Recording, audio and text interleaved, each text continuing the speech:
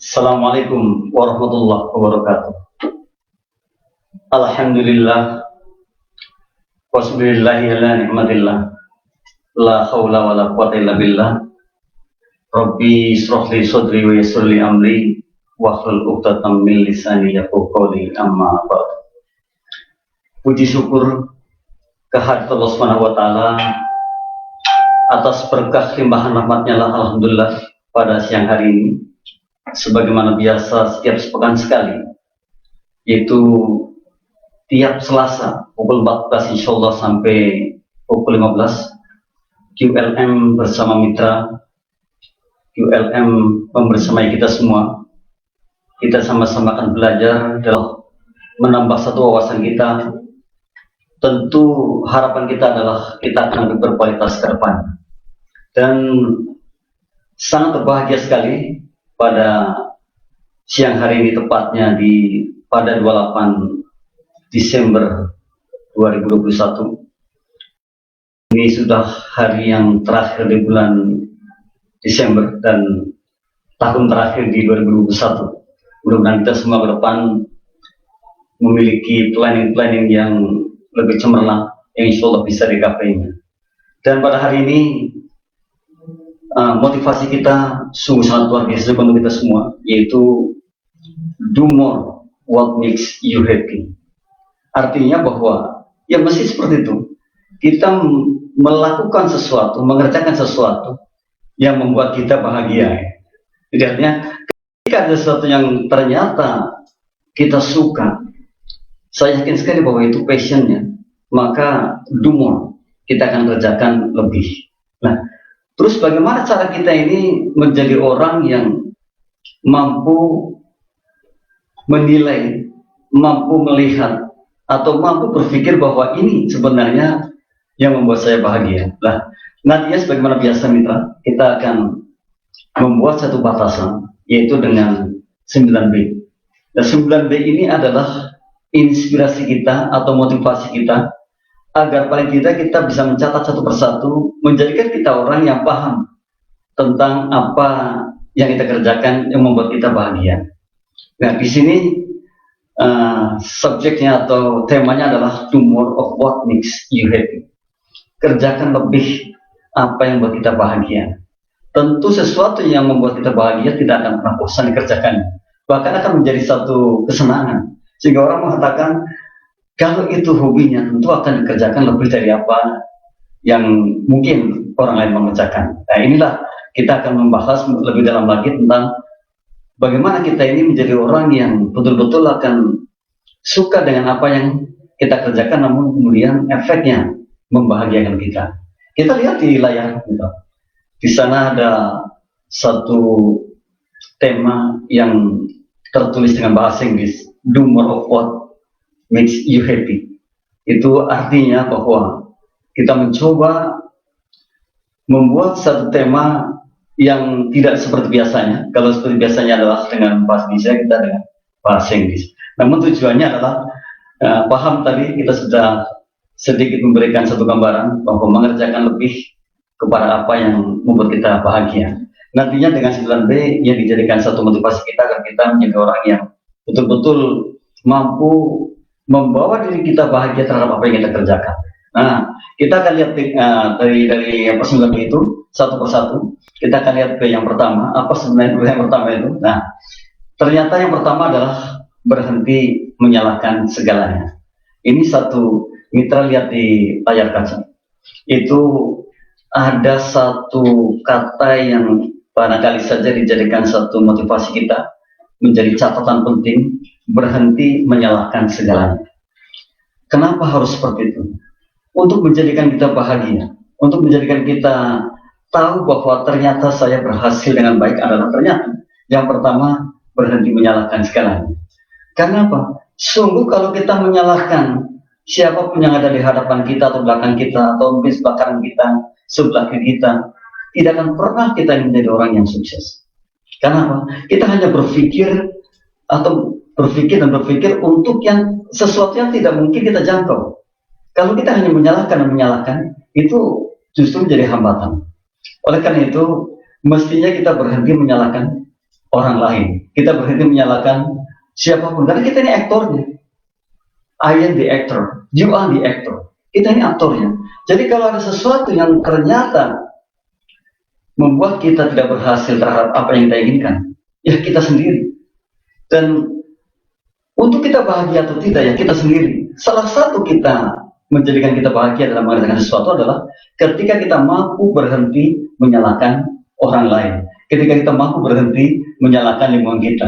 Jadi jangan kemudian yang kita temui kan orang bilang mencari kambing hitam. Wah, dijadikan kambing hitam. Wah, saya baru saja mendapat sesuatu, kata teman saya ini.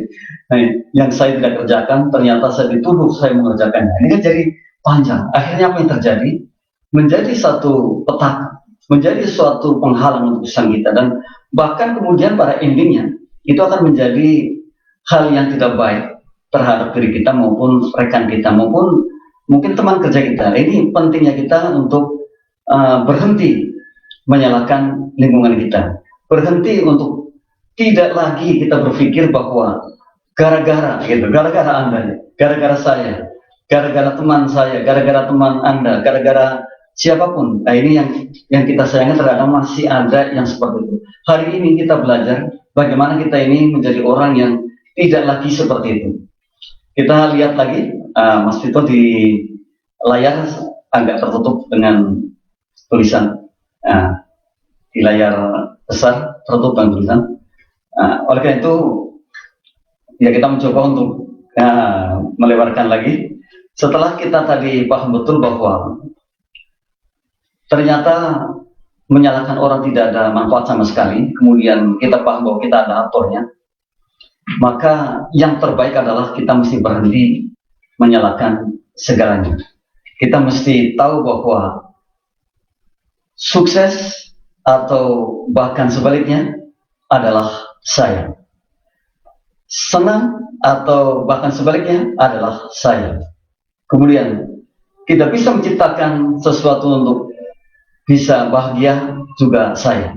Oleh karena itu, dari 9B yang pertama adalah berhenti menyalahkan segalanya adalah satu hal penting untuk kita agar kita menjadi orang yang paham bahwa ini sebenarnya menciptakan kita menjadi bahagia.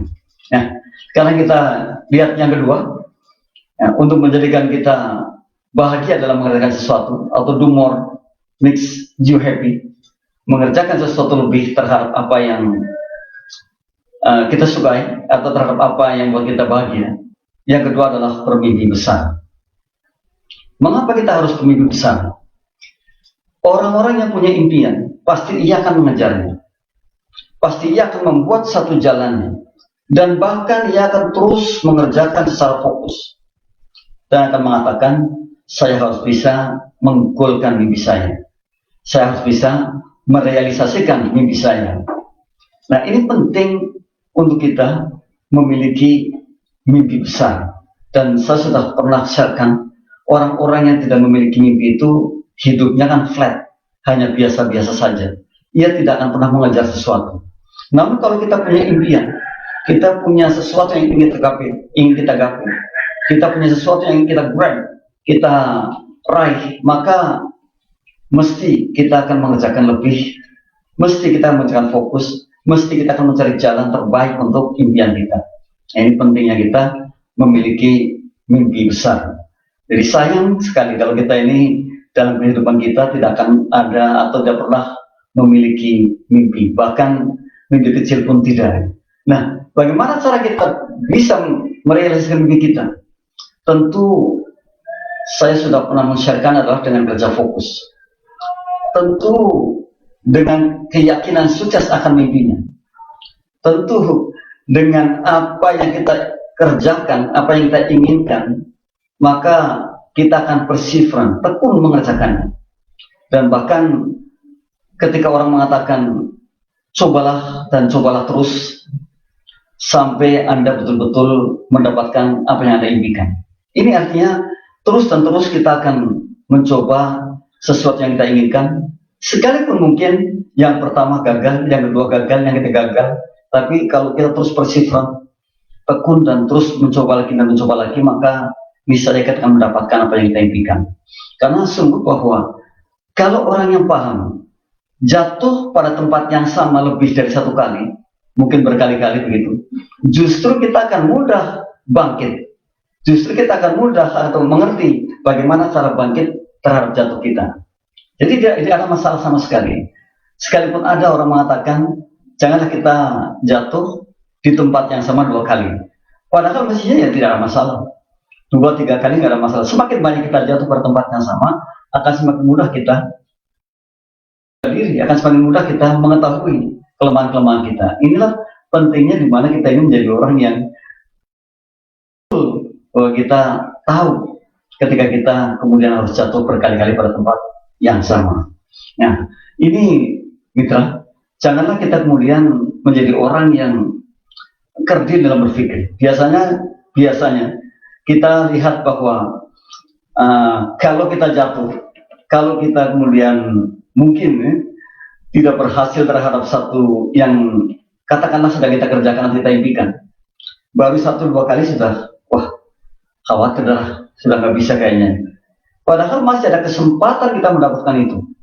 Kenapa? Saya katakan tadi, janganlah kita berhenti pada satu titik di mana kita baru saja memulai. Ya tadi mungkin 1 kali 2 kali. Namun kalau kita terus dan terus, misalnya kita akan mendapatkannya. Toh kita tahu, kita paham bahwa siapapun yang hari ini menikmati keuntungan besar adalah ketika mereka mau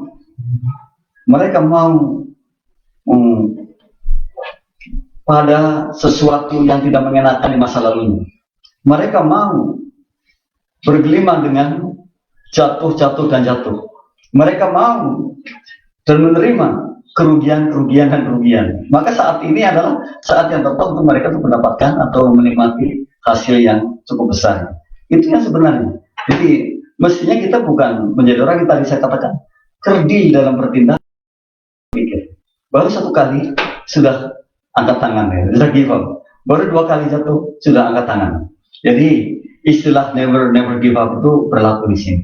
Dan saya yakin sekali kalau kita orang yang betul-betul tahu bahwa bisa meraih suksesnya adalah orang yang tadi tidak lagi berpikir ketika jatuh kemudian kita berhenti.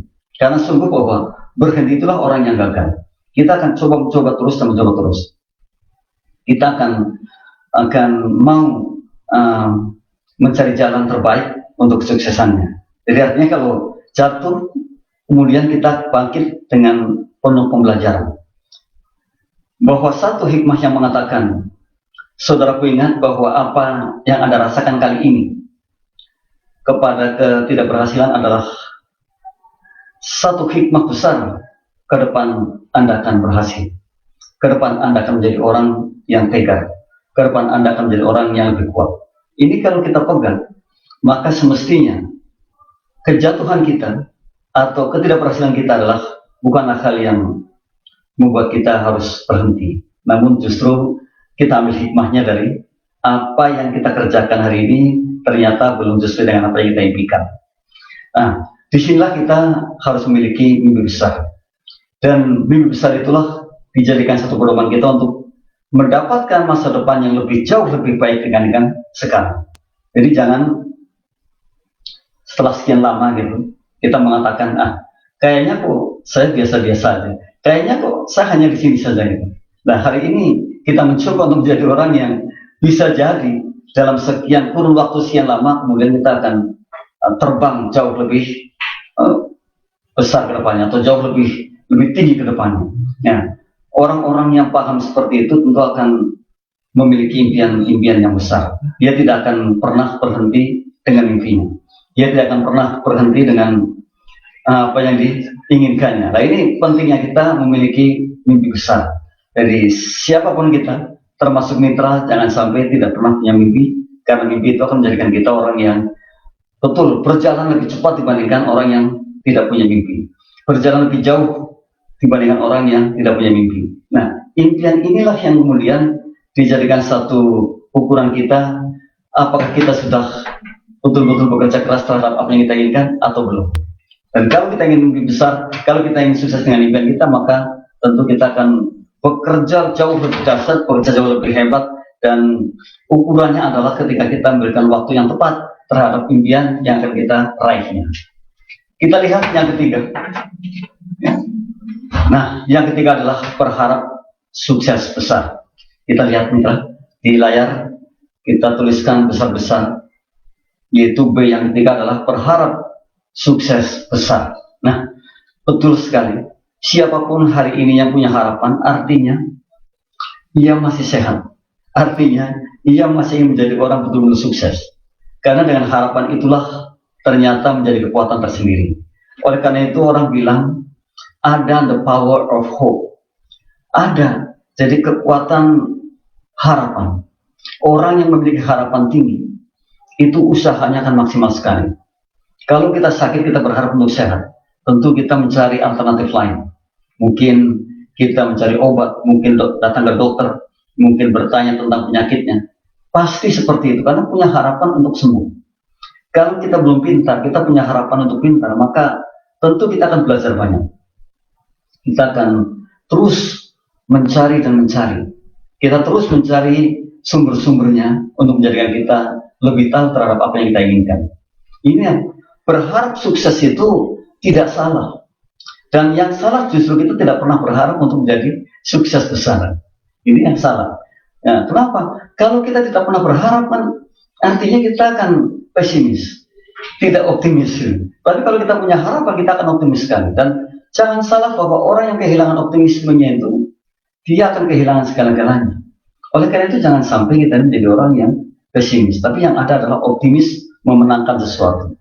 Pada saatnya kita akan mendapatkan. Sekalipun hari ini kita belum mendapatkan, namun suatu ketika kita akan mendapatkan. Nah, berharap ini, berharap sukses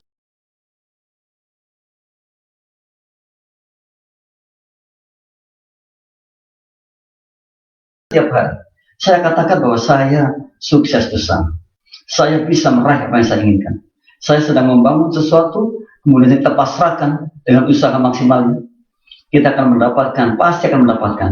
Kalau saya katakan kemarin, itu kita sudah berharap, kemudian kita kerja fokus, kerja keras terhadap harapan itu, kemudian kita berikan waktunya, kemudian kita pasrah padanya, pada yang kuasa, yakin bahwa satu saat kita akan berhasil.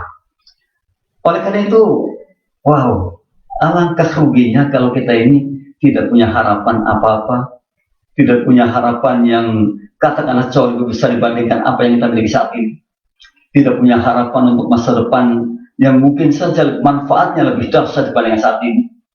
Tidak punya harapan bahwa kita harus berbeda dari saat ini. Ini kayaknya sangat rugi sekali. Kita harus punya harapan bahwa kita harus berbeda dari saat ini. Karena sungguh hikmah mengatakan bahwa masa depan saya tidak sama dengan masa kini saya. Artinya bahwa masa depan ini harus jauh lebih dahsyat, lebih bagus dibandingkan saat ini. Kalau hari ini kemanfaatan saya kepada mungkin lingkungan kita hanya sekian, namun masa depan kita harus lebih dibandingkan saat ini. Nah, inilah orang-orang yang punya harapan. Dan harapan sukses besar itu dijadikan satu titik di mana kita akan menjadi orang sukses ke depan. Jadi jangan pernah tidak berharap, namun kita mulai menjadi orang yang penuh dengan harapan. Saya katakan tadi, the power of hope. Gitu. Jadi ada energi yang lebih kepada hope atau pada harapan. Jangan sampai kita tidak pernah berharap sesuatu. Karena Allah pun sudah mengajarkan pada kita itu untuk terus berharap. Kita doa itu artinya kita berharap, meminta pada Allahnya untuk mendapatkan sesuatu yang kita inginkan dengan doa itu. Nah, ini mestinya seperti itu. Dalam hal segala apapun yang kita kerjakan, kita harus memiliki harapan dan optimisme.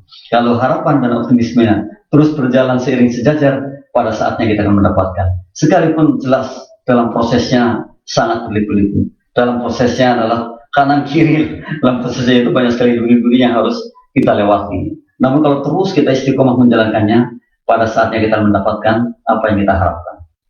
Yang keempat, nah, karena ada 9, jadi kita sudah separuhnya ini melangkah yang keempat. B yang keempat adalah bekerja sepenuh hati. Kita lihat sekali lagi mitra di layar ada tulisan yang sangat bagus. Yang keempat adalah bekerja sepenuh hati. Jadi do more makes you happy. Do more of what makes you happy adalah di sini. Kerjakan lebih apapun pekerjaannya yang membuat Anda bahagia. ternyata diantaranya adalah untuk atau cara mendapatkan kita bisa mengerjakan lebih, itu bekerja sepenuh hati. Jadi kalau kita ingin menginginkan sesuatu, kita ingin menginginkan sesuatu yang kemudian kita akan gapainya, tentu syarat utama adalah bekerja sepenuh hati. Nggak bisa setengah-setengah.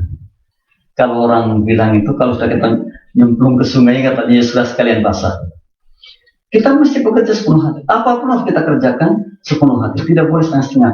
Bahkan miris kalau kita mendengar, melihat ada orang yang mengatakan gini, udah ini untuk sampingan saja, ini untuk sampingan saya, yang satu ini untuk beneran, ini hanya untuk sampingan aja. Yang kita sayangkan adalah kata-kata yang seperti itu. Mestinya tidak seperti itu. Apapun pekerjaannya, sekalipun mungkin kita punya 2 pekerjaan atau 3 pekerjaan, maka kerjakanlah dengan sepenuh hati. Dan jangan pernah mengatakan ini sampingan saja. Nah, ini untuk coba-coba saja. Kalau dikatakan seperti itu, maka tidak akan pernah kita bekerja 100%. Padahal mestinya kita terjun nanti, kalau saya katakan, kalau kita sudah ke sungai ya basah sekalian. Mestinya seperti itu.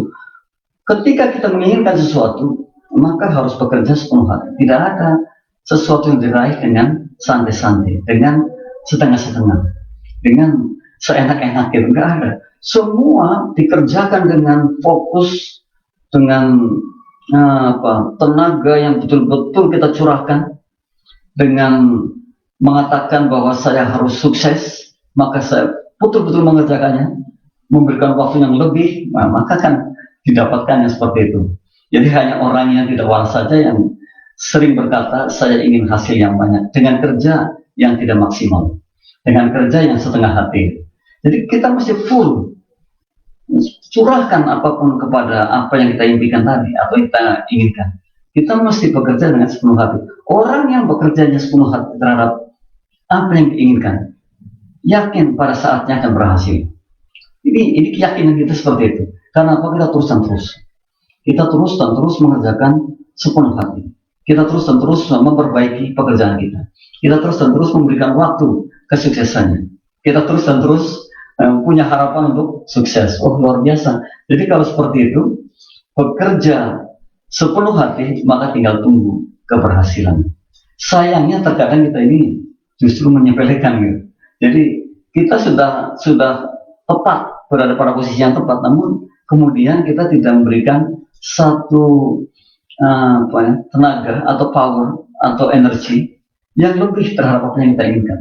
Bahkan dikatakan itu sampingan saja pun. Ya, kita sayangkan yang seperti itu. Kali ini tidak seperti itu. Kalau kita mungkin punya kerjaan lain selain pekerjaan utamanya, katakan bahwa itu juga pekerjaannya harus dikerjakan sepenuh hati. Saya mengerjakannya fokus, saya mengerjakannya sepenuh hati. Maka tidak salah ketika kemudian pada saatnya kita akan mendapatkan yang kita inginkan, karena prosesnya pun yang kita lalui adalah betul-betul proses yang baik, betul-betul proses yang kita kerjakan sepenuh hati. Nah, ini bekerja sepenuh hati diantaranya untuk bisa kita bekerja lebih terhadap sesuatu yang akan membahagiakan kita. Jadi kalau kita dimanapun kita berada dan kita mengerjakannya sepenuh hati, maka ya kita bahagia. Dimanapun kita berada, kalau kita mengerjakannya setengah-setengah, ya barangkali saja ada masalah di sini. Atau barangkali saja kalau kita kemudian bekerja ke orang atau ke satu instansi atau lembaga yang mengatakan, yang enak bos, yang ada saya seperti ini. Ya artinya kita tidak bahagia di situ. Bisa jadi work under pressure, work yang bekerja yang di bawah tekanan. Kalau kita ingin bahwa kita ingin bebas, ingin bahagia, ingin senang, dan kita mengerjakan lebih terhadap apa yang kita senangi. Kalau kita bekerja sepenuh hati terhadap apapun, maka yang terjadi adalah kita senang dan hasilnya pun akan maksimal sekali, karena satu proses yang baik, satu proses yang terus kita geluti secara baik, maka hasilnya pun akan baik. Oke? Nah, kita lihat yang kelima. Untuk menjadikan kita do more that makes you happy. Do more of what makes you happy. Nah, limanya adalah berdamai dengan masalah. Betul. Masalah kan tidak bisa diprediksi. Tiba-tiba terkadang datang. Dan orang-orang yang bijak akan melihat solusinya, bukan masalahnya. Kalau kita menjadi orang yang senantiasa senang dengan masalahnya, maka bisa jadi solusinya jauh sekali. Namun kalau pendekatan kita adalah solusinya, mencari solusi untuk menyelesaikan masalah itu, maka bisa jadi step by step masalah akan kita selesaikan. Dan bahkan kalau kita paham, kita memiliki masalah besar, ya kita kecilkan saja. Kalau kita punya masalah kecil, ya buang saja. Atau kalau sudut pandang kita terhadap masalah yang ada adalah mengatakan, itu bukan masalah saya. Bisa jadi tidak ada masalah sama sekali. Jadi kalau mindset kita, cara berpikir kita itu seperti itu, maka yang terjadi adalah kita bahagia sekali, sekalipun orang mengatakan, wah itu masalah besar. Mungkin Anda mengatakan seperti itu. Mungkin samping kanan kita mengatakan seperti itu, samping kiri kita seperti itu. Namun kalau saya sudut pandangnya adalah bahwa itu bukan masalah saya, berarti no problem. Bahkan ketika orang yang lebih bijak lagi mengatakan masalah itu menjadi satu pembelajaran yang baik, nah, maka ada istilah thank you problem. Ada istilah seperti itu. Justru berterima kasih dengan masalah yang kita dapatkan. Jadi inilah kehidupan kita ya. Karena semua itu kan kata orang mengandung masalah. Semua apapun lini kehidupan ini ada masalahnya. Tapi kalau sudut pandang kita adalah sudut pandang yang baik, ya kita juga akan mengatakan bahwa masalah menjadikan kita lebih bagus ke depannya. Maka thank you problem. Yang ada itu kita berterima kasih dengan masalah. Kita jangan sampai menjadi orang yang terkadang fokusnya terhadap masalah. Namun hari ini kita fokus terhadap solusi terhadap masalah itu. Nah, ya kalau kita tidak seperti itu, kalau kita tidak seperti itu, kita sayangkan. Kalau kita tidak seperti itu, maka yang terjadi bisa jadi kita bukan tipe orang yang justru ke depan akan lebih baik lagi. Karena sungguh bahwa tadi saya katakan berdamai dengan masalah itu satu pembelajaran. Dan apalagi tadi saya katakan, kalau kita thank you problem, wah luar biasa sekali. Kalau mitra hari ini berterima kasih dengan masalah, artinya mitra sudah berdamai dengan masalah. Kita berdamai dengan masalah. Jadi tidak lagi harus teriak-teriak dengan masalah atau bahkan energi negatifnya keluar semua ya. Saya sering menyaksikan orang-orang yang tidak bisa mengontrol emosinya ketika masalah datang. Kemudian apa yang terjadi?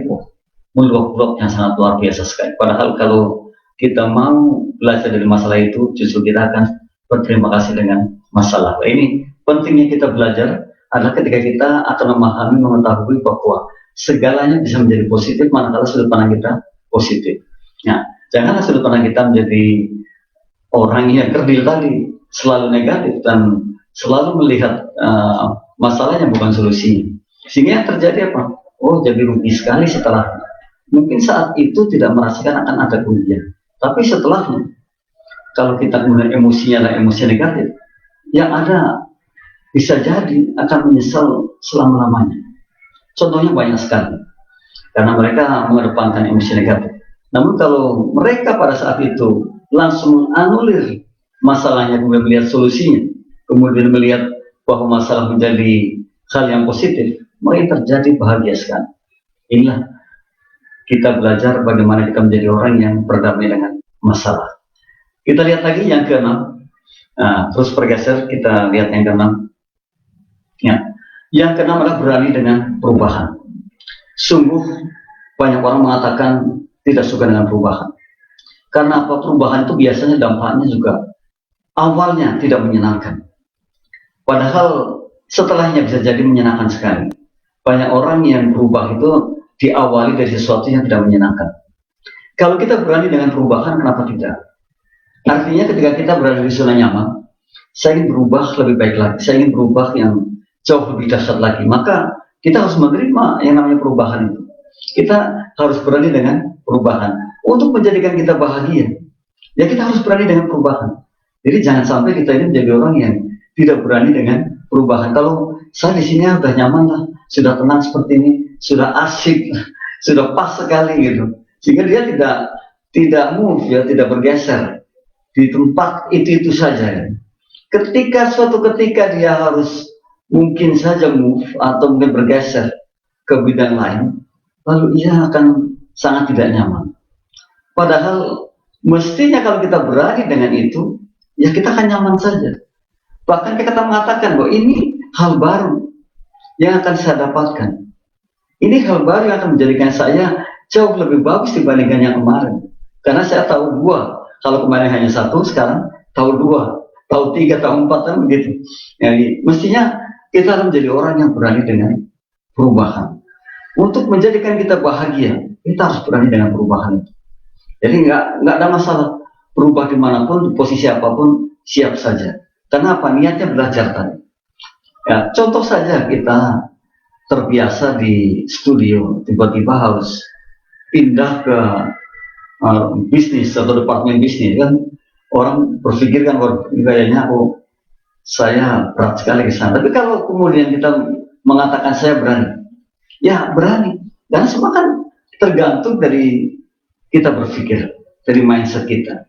Semuanya kembali kepada diri kita sendiri. Dan apapun kalau kita siap, kalau tadi saya katakan kita berani dengan sebuah perubahan, maka tidak ada sesuatu yang mengganjal. Karena sungguh kalau kita tidak berani, itu bisa jadi kita ini akan menjadi orang yang tertinggal jauh.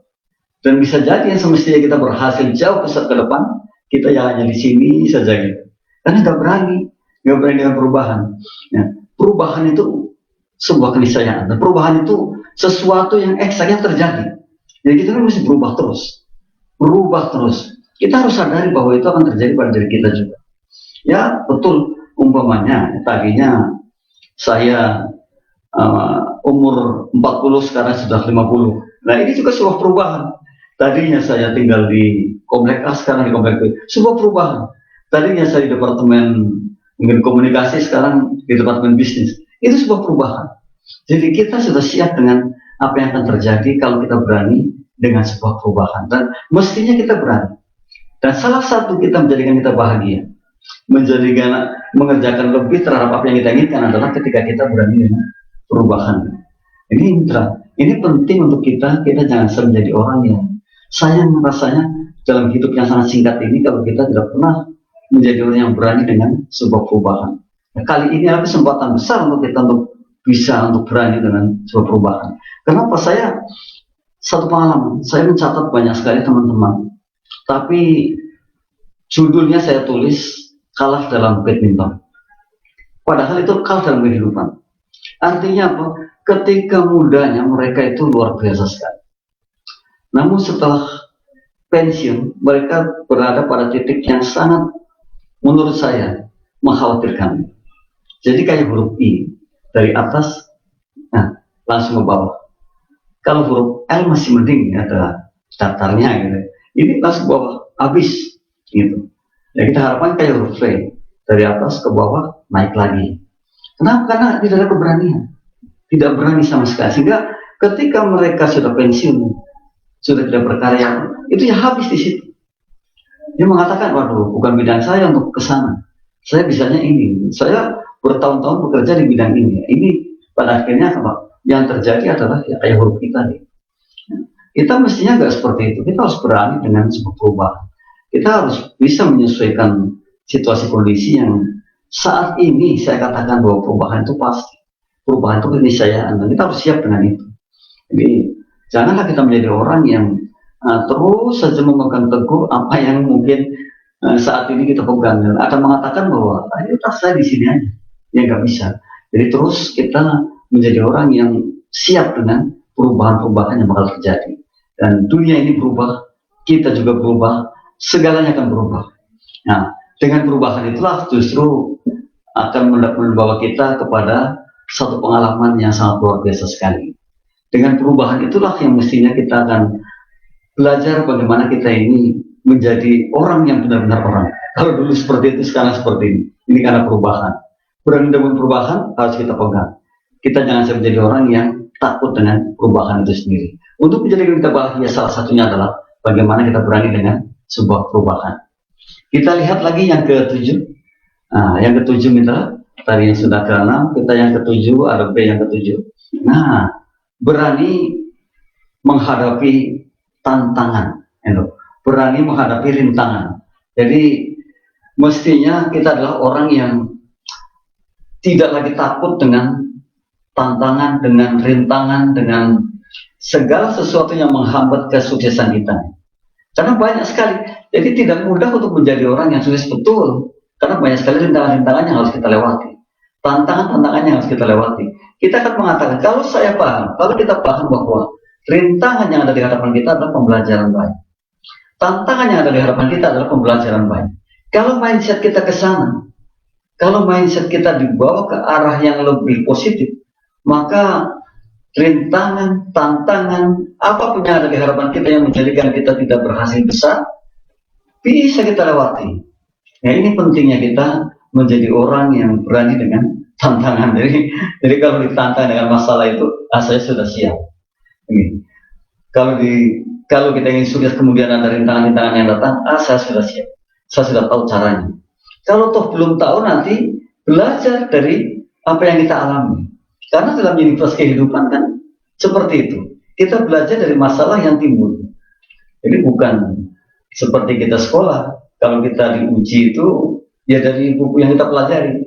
Namun kalau sekarang ujian justru datang dari masalah yang datang. Kita belajar dari ujian yang datang. Kalau di sekolah itu kita ujian belajar dari buku, dari hal-hal yang sudah kita ketahui. Namun dalam kehidupan sebaliknya, kita justru belajar dari ujian. Di ujiannya dulu, masalahnya dulu, baru kita belajar dari masalah yang ada. Ya. Oleh karena itu, mestinya kita ini menjadi orang yang siap dengan hal itu. Dan dalam kehidupan yang sangat singkat ini, kalau nggak siap ya kalau saya katakan mungkin, kita akan ketinggalan. Kita akan bisa jadi akan menjadi orang yang tidak menjadi luar biasa. Orang kita mestinya luar biasa. Kita mestinya menjadi orang hebat. Karena kita mampu, kita bisa. Permasalahannya adalah ketika kita tidak berani. Ya terutama menghadapi tantangan ini. Kita tidak pernah berharap tadi, ada berharap sukses besar. Nah, kalau kita berani menghadapi tantangan, menghadapi rintangan dan tantangan dijadikan nilai plus buat kita, makanya kita akan menjadi orang hebat setelahnya. Ini banyak sekali orang-orang yang sukses boleh ditanyakan, itu orang-orang yang kuat, yang tegar, yang betul-betul siap menghadapi tantangan-tantangan yang dulu pernah dia alami. Jadi rintangan, tantangan dilewati. Sebesar apapun tantangannya, bisa kita lewati manakala kita mau terjun ke dalamnya. Jadi yang salahkan kita ini, orang bilang itu kalah sebelum perang. Jadi sudah takut dulu, kita belum mencobanya, sudah mengatakan kita kalah. Padahal mestinya kita masuk dulu, kita datang dulu, baru kita akan merasakan, oh disinilah tantangannya. Dan ketika kita sudah masuk ke dalamnya, maka kita tahu, kita paham bagaimana cara mengatasi tantangan yang ada di hadapan kita. Dan bagaimana kita akan paham, kita akan tahu, kita menyelesaikan atau kita akan berani dengan tantangan kalau kita nggak pernah maju, nggak pernah terjun di dalamnya. Kayaknya nggak ada orang yang bisa seperti itu. Kenapa? Yang ada angan-angan saja kan, yang ada khayal. Padahal mestinya tidak seperti itu. Kita masuk dulu aja. Setelah kita masuk, ya katakanlah di sana banyak tantangan kemudian membuat kita gagal atau membuat kita belum berhasil terhadap apa yang kita inginkan. Tapi toh paling tidak kita paham, kita tahu bagaimana cara mengatasinya. Maka gagal kedua, ketiga kan kayaknya kemungkinannya kecil kan. Jadi kalau toh ada ya kita mencoba lagi. Kalau terjadi lagi ya mencoba lagi. Gitu. Jadi tidak ada sesuatu yang kemudian menjadikan kita bankrupt atau bangkrut atau habis sampai di situ. Yang ada adalah bagaimana kita ini mencoba lagi dan mencoba lagi. Maka seorang busnya saja mengatakan, saya takut dengan orang yang hanya punya satu jurus, tapi latihannya 1000 kali. Bayangkan ya, dalam latihan tendangan 1000 kali pasti kuatnya luar biasa sekali. Dibandingkan kata Bruce Lee, saya tidak takut dengan orang yang punya 1000 jurus, namun latihannya 1-2 kali saja. Ya nggak ada apa-apanya. Maka dari itu, kalau orang bilang gagal maning itu justru di situ ada nilai positif yang bagus untuk kita.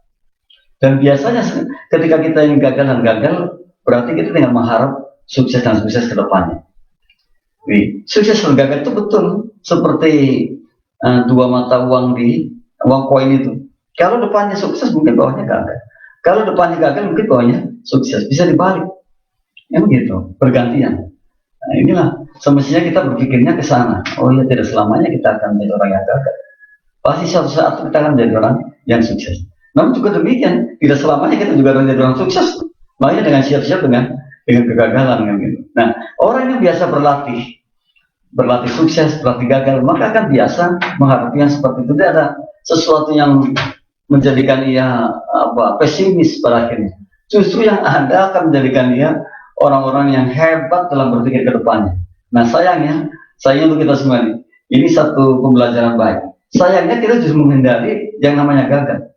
Kita menghindari banget. Kita tidak tahu banget. Kita nggak tahu kenapa saya takut dengan gagal itu. Nggak tahu kenapa saya takut dengan tidak berhasil. Nggak tahu saya takut kehilangan. Padahal kalau kita kehilangan satu, kita berharap dapatnya lebih dari satu. Kehilangan dua, kita berharap datangnya lebih dari dua. Nah ini semestinya bijak seperti itu. Nggak ada orang gagal dalam kehidupan sehari-hari. Kalau kita sudah memahami yang seperti ini, maka dalam kehidupan ini kita belajar dari dua sisi yang luar biasa, kegagalan dan kesuksesan.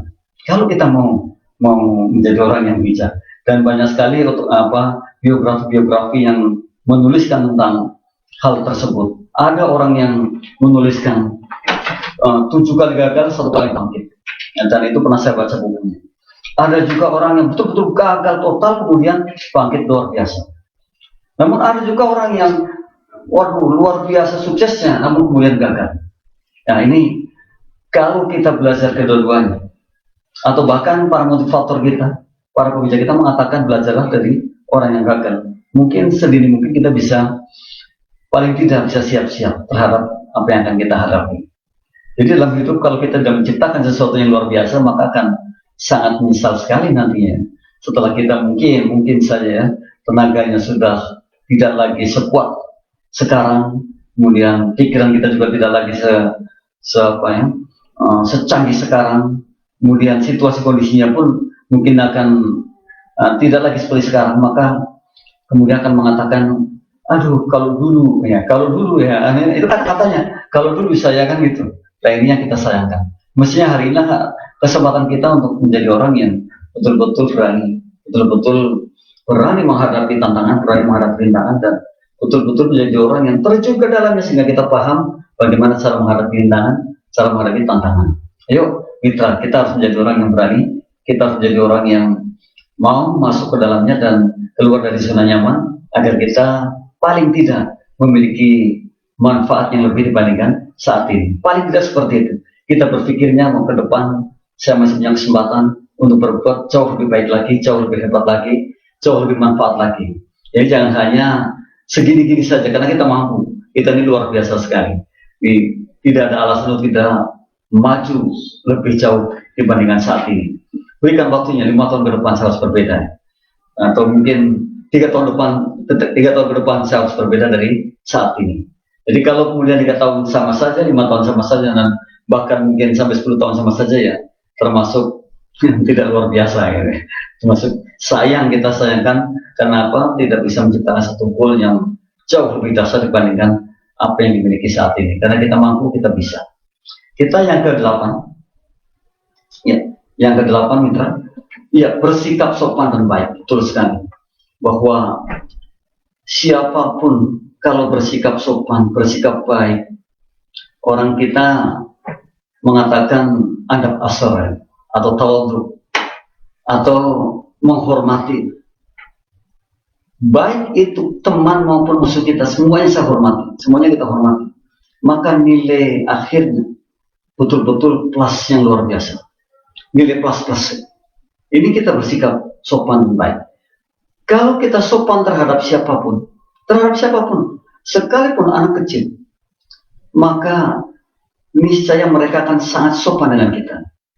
Ini ternyata salah satu menjadikan kita bahagia adalah ketika kita bersikap sopan dan baik. Jadi jangan seenak-enaknya. Kalau kemarin kita sudah belajar tentang empati, orang-orang yang empati pasti akan bersikap sopan dan baik. Orang-orang yang paham empati pasti seperti itu. Dan ini diajarkan. Kalau dalam konsep Islam, Rasulullah sudah mengajarkan bahwa kita harus bersikap sopan dan baik. Jadi memperbaiki akhlak, memperbaiki integritas, karakter. Dan kalau kita terjadi dalam kehidupan kita, maka semuanya akan menghormati kita. Kenapa? Kita menghormati mereka. Jadi ini imbal balik. Tapi sebaliknya kalau kita tidak mau sopan, kita tidak bisa sopan dengan orang lain, wah, bisa jadi kita akan digilas oleh lingkungan kita. Nah, ini kehebatannya orang yang bersikap sopan dan baik. Maka dari itu, milikilah karakter-karakter yang baik, yang sopan. Kalau Kemarin-kemarin itu terkenal dengan 3S. Ada sapa, senyum, salam, sapa, gitu kan? Senyum, salam, sapa. Saat ini kita gunakan. Jadi kepada siapapun kita seperti itu. Ya, sekalipun itu orang yang mungkin saja pernah musuhi kita atau pernah menjadi rival kita yang tidak baik, atau mungkin rival kita yang baik. Tapi kalau kita terus mengedepankan bersikap sopan, bersikap baik, itu akan dikenal. Dan ternyata yang paling dikenal oleh siapapun adalah ketika kita bersikap baik, bersikap sopan. Itu dikenang sekali. Dan akan dijadikan satu contoh bagi yang lain. Jangan salah, dalam satu pergaulan, apapun pergaulannya, termasuk dalam bisnis, termasuk di kantor, di jalan, dimanapun kalau kita sopan, kita disegani. Maka ada istilah, Anda sopan, saya segan. Ya, itu ya, misalnya kesopanan itu membuat kita menjadi orang yang disegani. Dan ternyata sopan itu membuat kita menjadi orang yang paling bahagia. Terhadap siapapun kita sopan, kita baik, maka ada balasan-balasan sopan dan balasan kebaikan untuk kita. Jadi tidak ada rumusnya orang yang baik itu balasannya tidak mendapatkan kebaikan. Pasti kebaikan. Sekalipun mungkin dalam prosesnya ya bisa jadi. Tapi endingnya adalah kebaikan yang kita dapatkan. Endingnya adalah kesopanan yang kita dapatkan. Ini kalau kita bersikap sopan dan baik. Dan ini salah satu cara kita menjadi orang yang bisa bahagia dalam mengerjakan sesuatu yang kita senangi. Dan ketika kita bersikap sopan di kantor, di jalan, dimanapun kita berada, maka di situ kita akan bahagia sekali. Dan akan banyak teman sekali. Saya yakin sekali seperti itu.